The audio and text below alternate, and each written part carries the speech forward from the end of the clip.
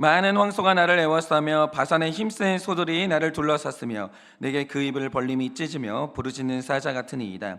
나는 물같이 쏟아졌으며 내 모든 뼈는 어그러졌으며 내 마음은 밀랍 같아서 내 속에서 녹았으며 내 힘이 말라 질그릇 조각 같고 내 혀가 입천장에 붙었나이다. 주께서 또 나를 죽음의 진토 속에 두셨나이다.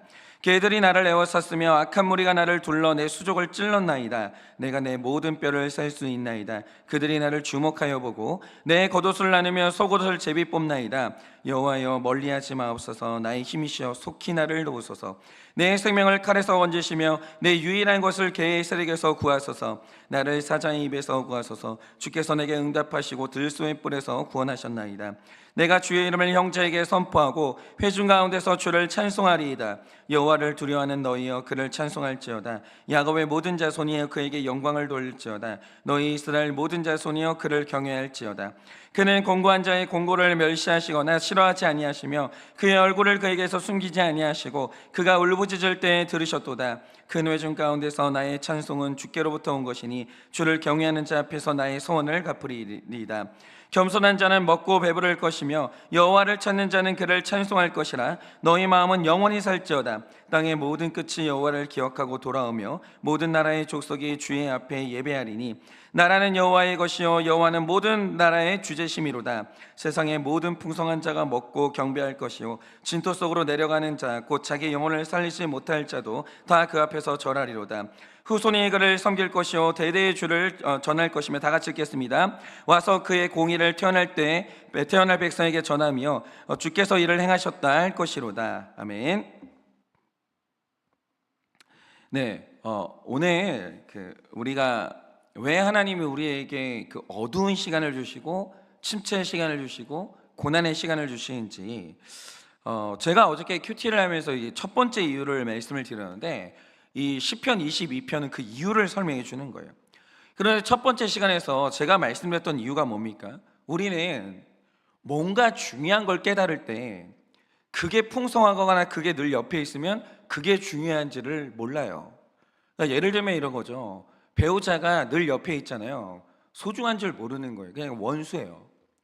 그런데 배우자가 소중한 줄 알려면 방법이 뭐냐? 그러니까 없어져야 되는 거예요. 사라지면 되는 거예요. 여러분, 제가 예전에 그래비티라는 영화를 봤는데 그게 우주에서 일어난 일들을 그리는 영화거든요. 근데 우주에는 중력이 없잖아요. 통제가 안 돼요, 몸이. 그러니까 작은 일이 큰 일들이 되는 거예요. 그러니까 오늘 우리가 땅을 딛고 서서 굉장히 안정적으로 살고 있고 모든 것을 예측하고 살고 있거든요. 근데 이럴 수 있는 이유가 뭐냐? 중력이 있기 때문이에요. 근데 우리 중에 중력을 고맙게 여기는 사람이 누가 있어요? 아무도 없어요. 중력이 소중한 줄 아는 사람이 누가 있어요? 없다라는 거죠. 그럼 그게 소중한 줄 알려면 방법이 딱 하나밖에 없는데 그게 뭐냐? 그러니까 없어지면 되는 거예요. 그런데 우리 중에서 우리가 정말 하나님 앞에서 진짜 가장 소중한 것인데 전혀 고마운 줄 모르고 사는 게 있어요. 그게 뭐냐면 하나님의 존재와 그분이 공급하시는 은혜예요. 하나님이 늘 우리에게 은혜를 공급하고 계시고 하나님이 우리와 늘 함께 계시니까 그분이 고마운 줄, 그분이 소중한 줄 전혀 모르는 거예요. 그래서 하나님이 어느 날 작정을 하십니다. 네가 내 존재가 얼마나 고마운 줄 알아야 돼. 네가 나의 은혜가 얼마나 소중한 줄 알아야 돼. 그래서 하나님이 주신 이유가 뭐냐? 어느 날 이유 없이 은혜를 끊으시는 거예요. 하나님이 어느 날 그 얼굴을 숨기시는 거예요. 사라지시는 거예요. 그러면 그때서야 우리는 알아요. 하나님이 소중했구나. 은혜라는 게 내 삶 가운데 엄청나게 중요한 거였구나. 그걸 알게 되는 거예요. 그래서 하나님이 우리 삶 가운데 어느 날 이유 없이, 감사가 사라지는 어느 날, 하나님이 이유 없이 어느 날 숨으시고 어느 날 우리 삶 가운데 공급했던 은혜를 끊으시는 거예요. 그런 이유가 있는 거죠. 그리고 오늘 말씀을 보시면 하나님이 우리에게 어두운 시간을 주실 수밖에 없는 두 번째 이유를 또 말씀해 주시는 거예요. 오늘 우리가 이걸 묵상하려고 하는데, 그럼 하나님께서 우리의 삶에 이 극심한 고난과 이 어두운 시간을 또 주시는 이 두 번째 이유가 뭐냐? 우리가 이 문제를 나누기 위해서는 다시 한번 우리 자신을 알아야 돼요. 그러니까 하나님이 어떤 행동을 하실 때는 그 하나님한테 이유를 찾으면 안 돼요. 언제나 그 이유를 우리 안에서 찾아야 되는 거예요. 그러면 하나님이 이렇게 하시는 우리의 이유가 뭐냐? 사람의 중요한 특성 하나를 생각해 봐야 되는데, 제가 볼 때 이거는 별로 중요한 문제가 아닌데요, 교단마다 사람을 구성하는 요소를 좀 다르게 얘기할 때가 있어요. 예를 들어서 이제 어느 교단은 사람의 존재가 영혼, 육으로 구성된다고 하면서 3분서를 말해요. 그런데 어떤 교단은 그냥 사람을 영, 육으로 나누면서 이 2분서를 얘기하는 거죠. 그런데 저는 이 두 가지 다에 동의하지 않아요. 자주 말씀드렸잖아요. 그러니까 제가 생각하는 인간의 구성이 뭐냐라고 하면 사람은 영혼, 육 세 부분으로 나누거나 영, 육 두 개로 나뉘는 존재가 아니라 영과 육이 유기적으로 결합된 영육 일원론적인 존재예요. 이거는 구분이 안 되는 거예요. 그러면 제가 왜 이렇게 생각하느냐, 만약 어떤 분들이 주장하는 것처럼 사람이 영혼, 육 세 개로 구별된다라고 하면은 이 세 가지 요소가 독립될 수 있어야 되는 거예요. 예를 들어서 몸은 약하지만 영은 기뻐할 수 있고, 생각은 복잡하지만 영혼은 편안할 수 있고, 이런 식으로 세 요소가 완벽하게 분리될 수 있다라고 하면 그러면 사람이 세 부분으로 구성된 게 맞죠. 그런데 이게 가능하냐라고 하면 저는 아니라고 생각하는 거예요. 여러분, 사람을 구성하는 영과 육이라는 것은 서로 분리된 게 아니라 하나로 연결돼 있어요. 구분이 잘 안 돼요. 그래서 육의 상태는 영에게 영향을 미치고 반대로 영의 상태도 육에게 영향을 미치는 거예요. 예를 들어서 잠언서 17장 22절을 보면 내 영이 근심하는 상태로 들어갈 때 몸은 뼈가 말라버릴 정도로 말라버린다, 이런 구절이 있어요. 그러니까 영이 근심하면 몸이 마르는 거예요. 그러니까 반대로, 그런데 몸이 피곤하고 아프잖아요. 그러면 말씀 묵상이 힘들어지고 사람이 우울해져요. 그러니까 이게 의미하는 게 뭐냐면 영과 육이 분리된 존재가 아니라는 거예요. 영과 육은 결합된 존재예요. 달라붙어가지고 뗄 수가 없는 존재라는 거죠. 그래서 서로가 서로에게 영향을 미치는 거예요. 그래서 언제나 영육 일원론이에요. 교회에서 삶이 다르고 밖에서의 삶이 다르다, 이거는 영과 육이 분리된 삶인 거예요. 이원론. 그러나 언제나 우리가 추구하는 게 뭡니까? 교회에서의 삶이 밖에서의 삶이에요. 밖에서의 삶이 교회의 삶이에요. 영육 일원론이에요. 모든 게 일원론이에요. 여러분, 우리가 배우는 말씀은요, 가정에서 적용돼요. 그러니까 사업에서 적용되고, 우리가 생활하는 우리의 어떤 직장 생활에서 적용된다라는 거죠. 그런데 실컷 말씀 배워놓고 그게 가정에서 적용이 안 돼요. 직장에서 적용이 안 돼요. 사업에서 적용이 안 돼요. 이원론이에요. 분리된 거예요. 언제나 우리가 추구하는 건 뭐냐? 영육 일원론이에요. 다 통하는 거예요. 그래서 천국은 죽어서 영혼이 가는 것이 아니고요, 내 육신이 존재하는 바로 여기에 지금 이 시간 영적인 세계가 임할 수 있는 거예요. 왜냐하면 나는 영육 일원론적인 존재거든요. 천국과 세상이 따로 떨어진 게 아니에요. 천국과 이 세상은 딱 붙어 있는 거예요. 그런데 여기에서 중요한 건 이겁니다. 우리 안에서 영과 육이 유기적으로 붙어 있긴 한데 때에 따라서 육체의 정욕이 강해질 때가 있고 영성이 강해질 때가 있어요. 이거 상태가 달라요. 그런데 영과 육 중에서 육체의 정욕이 강해질 때 일어나는 일이 뭡니까? 그러니까 육체의 정욕이 강해지면요, 보고 듣고 만지는 게 너무 중요해지니까 지극히 현실주의자가 되고, 현실만 너무 중요한 사람이 이제 신앙을 갖게 되면 현실의 복만 추구하는 기복주의자가 되는 거예요. 그러니까 기복신앙은 영성의 결과가 아니고요, 영성이 육체의 정욕에 눌리면 기복신앙이 되는 거예요. 그렇게 되는 거죠. 그런 반대로 사람 몸 안에서 영성이 더 강해지면 그건 무조건 좋은 일이냐? 그렇진 않아요. 물론 영성이 강해지는 게 바람직한 일이에요. 영이 육을 지배하는 게 훨씬 더 좋은 일인 건 맞아요. 그런데 그 상태에서 말씀이 없다, 무당되는 거예요. 여러분, 이 무당은 영성이 없는 줄 아세요? 있어요. 다 있어요. 문제는 뭐냐? 영이 깨어났는데, 영을 느끼는 감각이 깨어났는데 말씀이 없는 거예요. 그러면 어떻게 되냐면 사람이 전보로 다니고 이단에 빠지고 귀신에게 미혹돼가지고 신비주의에 빠지고 이렇게 되는 거예요.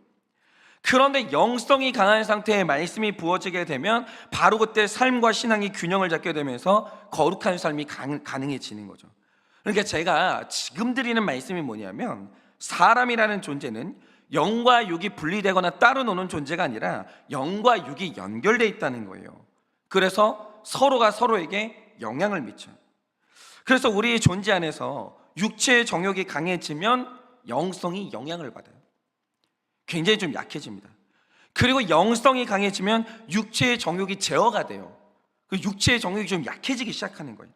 그러니까 내 존재 안에서 어느 쪽에 힘과 세력을 갖느냐에 따라서 우리의 상태가 완전히 달라지는 거예요. 그래서 영성 관리를 잘해야 되는 거예요. 계속해가지고 말씀을 보면서 이게 영적으로 사람이 영적인 사고방식을 해야 되고요. 기도를 하는 이유가 뭐냐면, 기도를 함으로 말미암아 영성이 활성화가 되는 거예요. 그러니까 기도는 영의 운동이에요. 영의 운동. 기도를 안 하는 사람은 영이 활성화가 안 돼요. 기도를 하면서 영이 계속 돌아가게 만들어야 되는 거예요. 그런데 여기에서 중요한 건 이거죠. 우리의 존재라는 게 때로는 육체의 정욕이 강해질 때가 있고 때로는 영성이 강해질 때가 있는데, 한쪽을 약하게 만들거나 한쪽을 강하게 만드는 그 요소가 뭐냐라는 거예요. 여기서 중요한 건 이제 영성인데, 그럼 영성을 강하게 만드는 건 뭐예요? 또 영성을 약하게 만드는 건 뭐예요? 오늘 말씀이 그걸 말해주는 거예요. 여러분, 오늘 말씀 12절, 13절, 16절을 보시면 사람이 절대로 이길 수가 없는 압도적인 힘을 말하는데, 그 힘이 뭘로 묘사되느냐? 먼저 12절을 보시면 바산의 힘센 소가 나와요. 그런데 성경에서 언제나 소는요, 장엄한 힘의 상징이에요. 그래서 이제 미국에 저는 이제 못 가봤지만 월가를 가보면 거기에 굉장히 강한 소 동상이 하나 있어요. 그러니까 이게 뭐냐면 힘을 상징하는 사람들은 언제나 소가 이상적인 상태라는 거죠. 그래서 광야에서 모세가 시내산에 올라가서 잠시 자리를 비웠을 때 이 불안해진 백성들이 광야에서 의지할 신의 형상을 찾아요. 힘 있는 신의 형상. 근데 그 형상이 뭐였냐? 금송아지. 그리고 가나안 땅에 들어가면 권력이라는 힘을 준다고 여겨지는 몰렉신이 있는데, 이 몰렉의 얼굴이 뭐냐면 그게 소예요. 그래서 성경에서 언제나 소는 인간이 절대로 제압할 수 없는 압도적인 힘의 상징이라는 거죠. 그래서 이제 다윗이 영성이 약해졌을 때 그가 말씀을 어기게 되거든요. 그 대표적인 사건이 뭐냐? 그 다윗이 이제 법궤를 옮길 때 원래 그 사람이 손으로 만지면 안 돼요.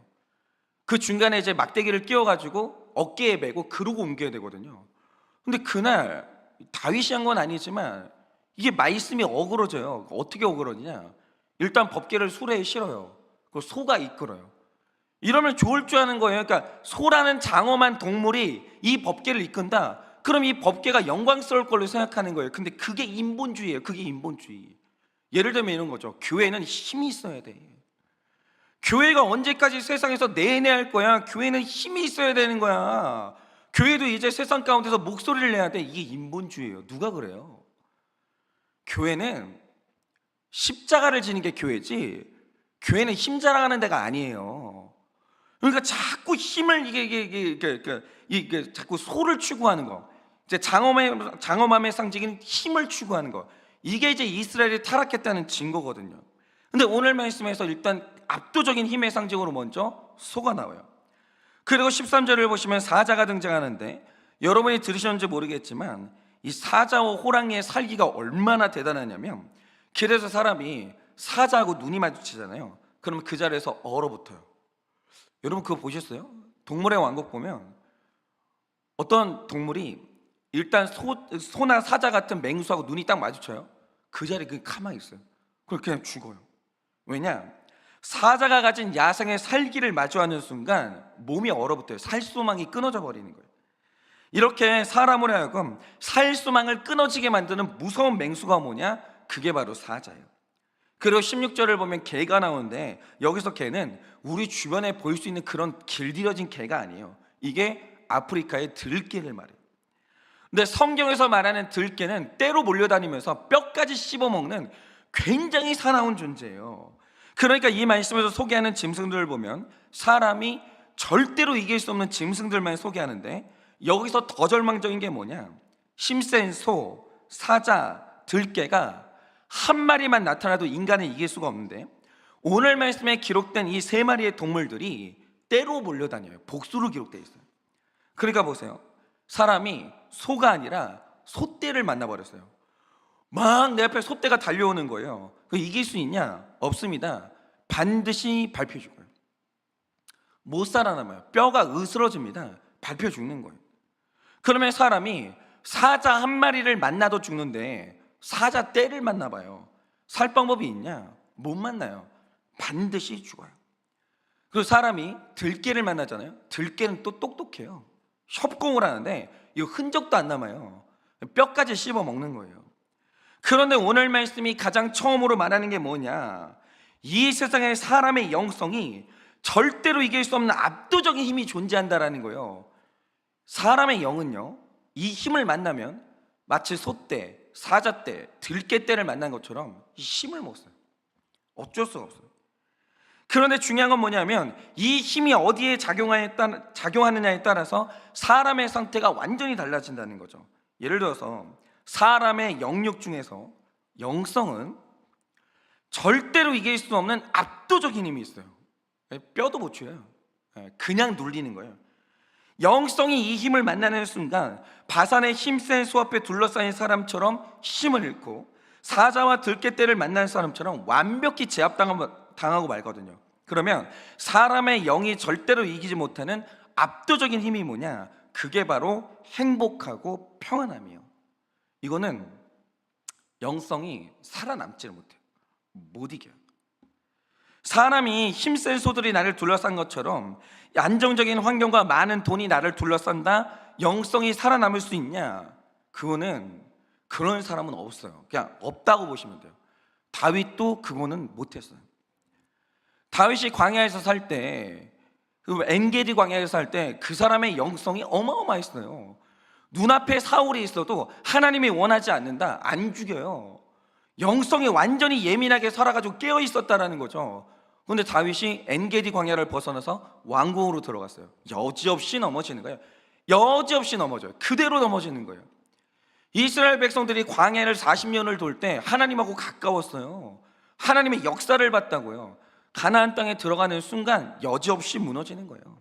중독으로 빠지고 죄짓기 시작하는 거예요. 그러니까 행복하고 평안함이라는 힘을 만나는 순간 영성이 살아남을 수 있냐? 불가능해요. 그러니까 최소한 저는 등 따시고 배부른데 영적인 사람은 못 봤어요. 그러니까 못 봤어요. 그러니까 이 종교인들이 처음에는 진짜 하나님 앞에 막 매달리다가 나중에 되면 이제 유명해지고 하면서 이제 어쩔 수 없이 부를 축적할 때가 있거든요. 그러면 무너지는 거예요. 쉽게 예를 들어서 지금 예전에 이제 조용기 목사님이 소천을 하셨는데 기사마다 소개했던 게 이거였어요. 그럼 뭐냐면 조용기 목사님은 어떻게 조용기 목사님이 됐을까요? 그러니까 조용기 목사님이 돌아가셨을 때 한국교회 장으로 치렀어요. 한국교회 너무 큰 어른이라서 한국교회 장으로 치렀는데 한국에서 제일 먼저 전 세계적으로 유명해진 사람이 누구냐면 조용기 목사님이에요. 스포츠 스타가 아니에요. 정치인이 아니에요. 조용기 목사님이 제일 먼저 세계적인 인물로 이제 드러나셨다고요. 그러면 조용기 목사님은 어떻게 조용기 목사님이 되셨을까? 조용기 목사님의 처음이 천막교에서 병든 자들하고 시작한 거예요. 배고파서 굶어 죽는 사람들, 앉아서 일어나지 못하는 사람들, 각종 병에 걸려가지고 피를 토하면서 기침하는 사람들, 이런 사람들하고 천막교회에서 시작을 했더라고요. 그러니까 조용기 목사님의 상징은 뭐냐면 천막교회예요. 가난한 천막교회. 근데 거기에서 영성이 불타올랐죠. 그래도 전 세계에서 가장 큰 85만 명이 등록한 순복음교회를 일구셨다는 거예요. 그런데 여러분, 우리가 생각을 한번 해볼게요. 조용기 목사님의 몸이 천막교회에서 목회할 때 편했겠어요? 여의도 순복음교회 성전에서 목회할 때 편했겠어요? 당연히 몸은 좋은 성전에서 목회할 때 편했겠죠. 근데 기도하실 때 영이 힘이 셌을 때가 언제였을 것 같으세요? 언제 목사님의 기도가 제일 간절했겠어요? 좋은 성전에서 기도할 때 간절하겠어요? 천막교회에서 이 기도할 때 간절했겠어요? 그냥 조용기 목사님도 그래요. 가장 많이 기도할 때는 앉은 자리에서 매일 4시간씩 기도했다는 거예요. 3시간씩 기도하고. 근데 그 자리가 어디였냐? 천막교회에서. 천막교회. 아무것도 없잖아요. 그냥 밑에다가 이제 이렇게 지푸라기 깔고, 그리고 교회를 시작했는데 눈 떠보면 다 병자들인 거예요. 다 가난해서. 기도 안 할 수 있냐? 없어요. 살려면 기도를 해야 되는 거예요. 그러니까 천막에서 하는 기도가 비교할 수도 없이 간절해지는 거예요. 왜냐하면 그 시절은 하나님이 아니면 붙들 게 없는 거잖아요. 돈이 있냐, 사람이 있냐, 시설이 있냐. 그 시절의 기도는 기도밖에 없으니까 기도를 붙드는 힘이 간절할 수밖에 없죠. 여러분, 바로 이겁니다.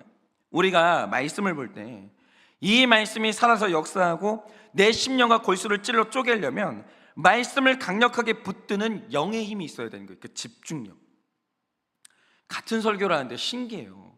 설교를 듣는데 졸린 사람이 있어요. 근데 설교를 듣는데 나는 오늘 이 말씀을 놓치면 안 돼. 눈 부릅뜨고 집중하는 사람이 있다는 거죠. 여러분, 내 기도가 하나님께 닿으려면 기도의 줄을 놓치지 않고 집중력 있게 기도해야 되거든요. 그런데 큐티를 하게 만들고 기도를 하는 분들은 느끼실 텐데 내 삶의 문제가 딱 사라지고 내가 행복과 풍요 속에 둘러싸이잖아요. 그러면 14절 말씀처럼 기도를 힘있게 밀어주는 영적인 힘이 약해지면서 기도가 물처럼 쏟아지는 거예요. 기도가 안 돼. 그리고 큐티를 하면요, 내 모든 뼈가 어그러지는 것처럼 말씀의 뼈대가 어그러지기 시작하면서 마음에 힘있게 서지를 못하는 거예요. 말씀이 서지를 못해요. 그러면 어떻게 되겠습니까? 은혜를 못 받으니까 내 힘이 말라서 질그릇 조각같이 되고 내 영적인 혀가 입천장에 붙어서 신앙 고백이나 전도의 말이 안 나오는 거예요. 즉 우리의 영은요, 힘센 소처럼 나를 둘러싼 행복과 평온함의 힘을 절대로 이기지 못해요. 그러니까 제가 이 젊은 지체들하고 이제 이 신앙생활을 해보면 나이 드신 분들은 안 그래요. 왜냐면 인생을 오래 살면서 삶이라는 게 내 마음대로 안 된다는 걸 이미 깨달았고, 지금 잠깐 좋지만 나중에는 고난이 온다는 걸 인생을 통해 깨달았기 때문에 나이가 한 60 정도 되시면 좀 다르거든요. 젊은이들은 이게 딱 드러나는데, 젊은이들은 그래요. 고난이 오잖아요, 바짝 엎드려요. 이 고난을 경험해 본 적이 없기 때문에 너무너무 고통스럽거든요. 그러니까 이 고난이라는 것도 나이가 좀 드시면 내성이 생겨요. 그러니까 기복이 좀 사라져요. 좋을 때도 뭐 잠깐 좋은 거지, 또 고난 오겠지. 고난이 와도 뭐 잠깐이지, 이것도 언젠가 지나가겠지, 요래요. 나이 드신 분들은. 젊은이들은 안 그래요. 고난이 좀만 오잖아요. 그러니까 만약에 이제 여자친구 남자친구가 다 차였다, 무슨 인생 무너진 줄 알아요. 밥도 안 먹어요. 맨날 울어요. 그냥 난리가 나는 거예요. 고난 한 번 오면 막 바짝 엎드려요. 그런데 이게 상태가 확 달라지는 게, 좀 좋은 일 생기잖아요. 합격하고 힘 좀 생기고 그 다음에 이제 돈 좀 생긴다. 젊은이들은요, 바로 시건방 져져요. 바로 건방 져져요. 그러니까 이 젊은이들은 뭔가 문제가 생기면 공동체에 딱 들어가지고 힘들어요, 막 펑펑 울면서 제 얘기 좀 들어주세요 이래요. 근데 좀 살만해지잖아요, 바로 목장부터 안 해요. 바로 목장부터 안 해요. 그리고 티켓 끊어가지고 여행 갈 준비해요. 이게 젊은이들은요, 확 달라져요. 사람이 고난이 올 때랑 행복과 풍요가 올 때가 완전히 달라지는 거예요. 이거는 아무도 못 이겨요. 여러분, 이 땅의 행복과 풍성한 물질 앞에서 우리의 영은 제압당하는 거예요. 그런데 구속사 안에서 그 반대의 힘이 존재하는데, 세상에는 우리 육체의 정욕을 제압하는 강력한 힘이 있어요. 그 힘이 뭐냐? 그게 바로 고난이에요. 고난 오면 일단 교만은 힘을 잃어버려요. 고난 앞에서 교만할 수 있는 사람이 있냐? 없어요. 그런 사람은 없어요. 예를 들어서 우리가 연약한 육체를 가졌기 때문에 얼마든지 암 같은 불치병에 걸릴 수 있거든요. 그런데 세상에 우리 육체를 제압하는 힘이 이것만 있겠냐 이거죠. 제가 어릴 때 저는 이제 죽음을 경험한 적이 있거든요.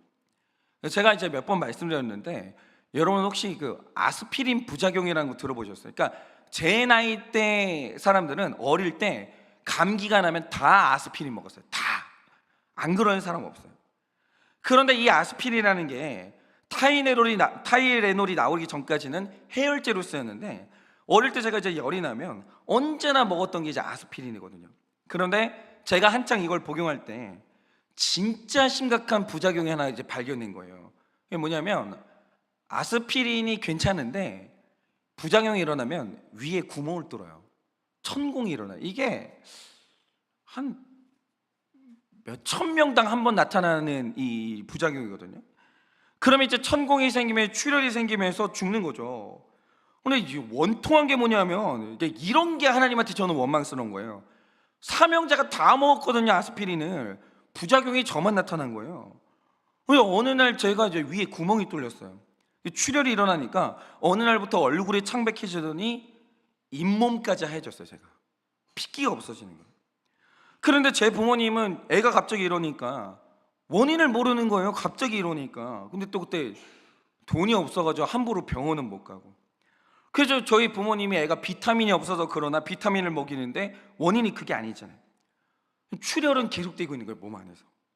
그러다가 제가 어느 날 아침에 화장실을 가다가 이제 쓰러진 거예요. 그걸 보고 저희 부모님, 저희 아버지가 자존심 되게 세거든요. 누구한테 고개를 안 숙이는 분이에요. 근데 아들이 이러니까 아무래도 이거 심각한 것 같은 거예요. 아시는 그 이제 의사분께 돈이 없는데 아들이 죽어가니까 공짜로 좀 봐달라고 고개를 숙였어요. 그래서 저희 아버지에게 병원에 데려가신 거죠. 근데 정말 신기한 거죠.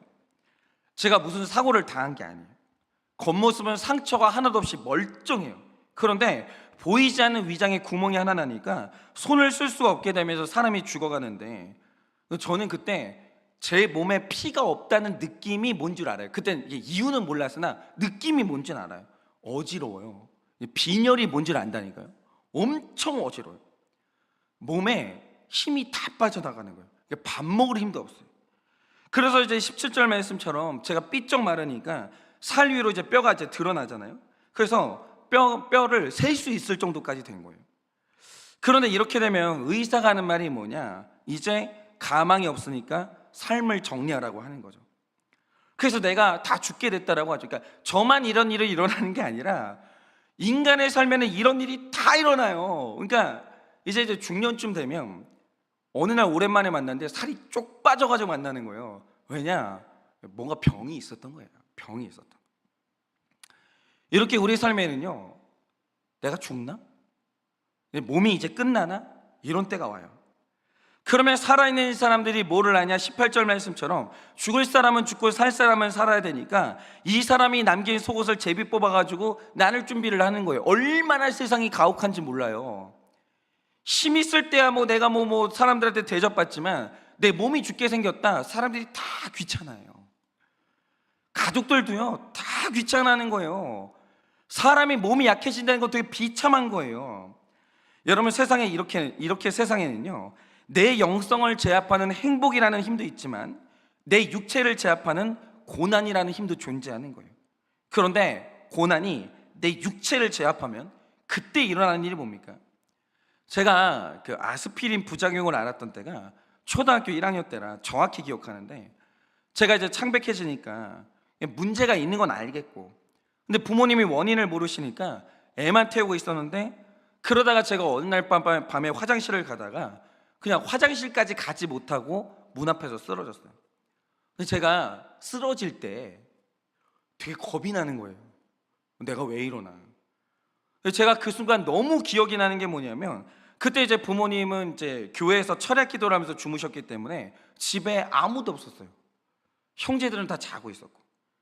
그 상황에서 제가 이제 질병 때문에 이게 육체가 완전히 제압당하면서 이제 쓰러지니까 어린 마음에 두려움이 확 몰려오는 거죠. 그러니까 그때 제가 서서히 이제 정신을 잃어가는데, 정신을 잃어가면서 한 게 있어요. 그게 뭐냐면 육체가 무너지니까 기도가 나오기 시작하는 거예요. 그거 신기하더라고요. 1학년 때였어요. 그때가 1학년 때였는데 직감이 되나 봐요. 되게 문제가 심각하다는 게. 쓰러져가지고 서서히 정신을 잃어가는데 여기서 기도가 나오는 거예요. 하나님한테. 19절 20절 말씀처럼 여호와여 멀리하지 마옵소서, 나의 힘이시여 속히 나를 도우소서, 내 생명을 칼에서 건지시며 내 유일한 것을 개의 세력에서 구하소서. 이 기도가 절로 나와요. 인간은 위기의 순간에, 육체를 치는 고난의 순간에 기도가 저절로 나오는 거예요. 제 어린 마음에서 간절히 기도가 나오는 거죠. 즉 고난을 통해서 내 육체가 제압될 때 힘을 얻는 게 뭐냐면 내 영성이 힘을 얻게 됩니다. 그러니까 고난은 축복이에요. 이상한 게 뭐냐면 고난의 때 영이 활성화가 돼요. 영이 힘을 얻는 거예요. 그리고 그때 하는 기도가 힘이 있어서 울부짖음이 되고, 그때 묵상하는 말씀은 먹고 배부른 영혼의 떡이 되는 거예요. 그때만큼 큐티 잘 되는 때가 없어요. 큐티 말씀 묵상은 다른 때 잘 되는 게 아니에요. 고난이 올 때 큐티가 잘 되는 거예요. 여러분, 바로 이겁니다. 이 세상에는 두 가지 강력한 힘이 존재하는데, 하나는 내 영을 제압하는 이 세상 행복이라는 힘이 있고, 하나는 내 육체를 제압하는 고난이 있어요.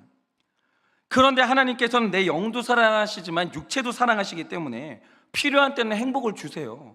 필요한 때는 부유함을 주시고, 그러나 그 행복 때문에 내가 하나님과의 관계가 끊어지고 내 영이 죽어가기 시작하면 어쩔 수가 없어요. 하나님은 여러분한테 내 육체를 제압하는 고난을 주실 수밖에 없는 거예요. 그거는 어쩔 수가 없는 거예요. 제가 이제 알게 된 게 뭐냐면, 제가 목회를 하는 날 동안 저는 고난이 없을 수가 없어요. 그거는 불가능해요. 왜 그러냐면, 제가 이렇게 날마다 큐티하는 이유는 뭐냐면, 목회 자체가 제 체질하고 안 맞아요. 그러니까 목회 자체가 제 체질하고 안 맞기 때문에 목회하는 날마다가 좀 힘들어요. 근데 이걸 해내려면 큐티를 안 할 수가 없으니까 큐티를 하기도 한데, 중요한 건 뭐냐면 목회가 평안할 때가 있어요. 그러면 이게 제 안에서 제어가 안 되는 게 있어요. 원래 저라는 사람의 본성이 있기 때문에 이 죄성이 제어가 안 되는 게 있어요.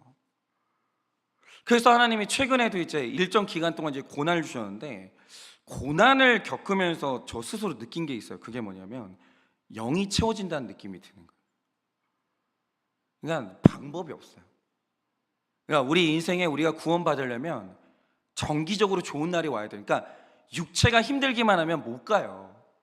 육체가 좋은 날이 와야 돼요. 그런데 중요한 게 뭐냐면, 영성이 길게 가려면 정기적으로 고난은 와야 되는 거예요. 그거는 방법이 없어요. 그러니까 고난을 왜 주시냐고 말하지 마세요. 그건 어쩔 수 없어요. 그러니까 육체를 제압하는 이 고난은 내 영을 살리기 위한 하나님의 은혜라는 거예요. 고난 안 당하고 겸손하는 거 불가능해요. 그거. 이 교만은요, 고난이 아니면 제압이 안 되는 거예요. 사람은 성품으로 겸손할 수 없어요. 고난으로만 겸손할 수 있는 거예요. 어쩔 수가 없습니다. 그리고 겸손해야 하나님 말씀이 들리는 거예요. 그러니까 혹시 이 설교를 오늘 듣는 분들 중에 육체를 제압하는 질병의 고난이 오신 분들이 있을 수 있어요. 육체를 제압하는 물질의 고난이 오신 분들이 있을 수 있어요. 영을 활성화시키세요. 그래야 해결돼요. 그 자리에서 20절과 21절의 간절한 기도를 다시 시작하세요. 하나님이 원하시는 건 그거인 거예요. 바로 그때 22절 말씀처럼 내 영이 회복되어서 찬양이 회복되고, 24절 말씀처럼 하나님과 관계가 회복되면 영육 1원론이에요. 영이 잘 되면 육도 잘 되는 거예요. 그 길을 가셔야 되는 거예요.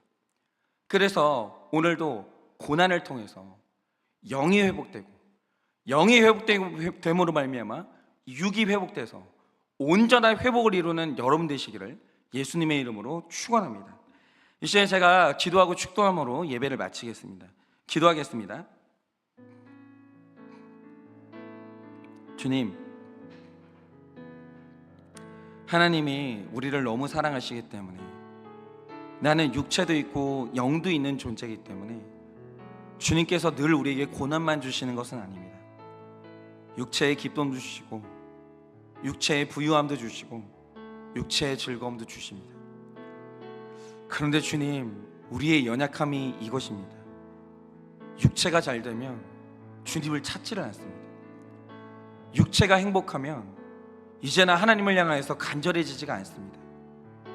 그런데 주님, 내 영이 무너지면 구원을 받을 수가 없기 때문에 하나님은 어쩔 수 없이 때를 따라서 육체를 제압하는 고난도 주시고 아픔도 주시는 것입니다.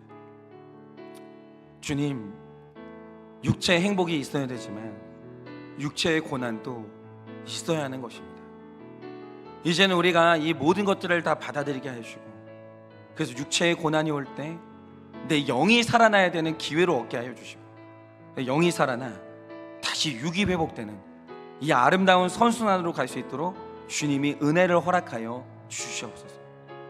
지금은 우리 주 예수 그리스도의 은혜와 하나님 아버지의 그 크신 사랑과 성령님의 위로하시고 교통하여 주시는 그 역사하심이 오늘도 나에게 고난 주시고 육체의 연약함을 주시는 그 이유를 깨달아 다시 영이 살아 그 살아난 영이 육을 회복시키는 이 선순환으로 나아가기를 원하는 사랑하는 모든 주의 종들의 머리 위에 지금으로부터 영원 무궁토록 함께 있을지어다.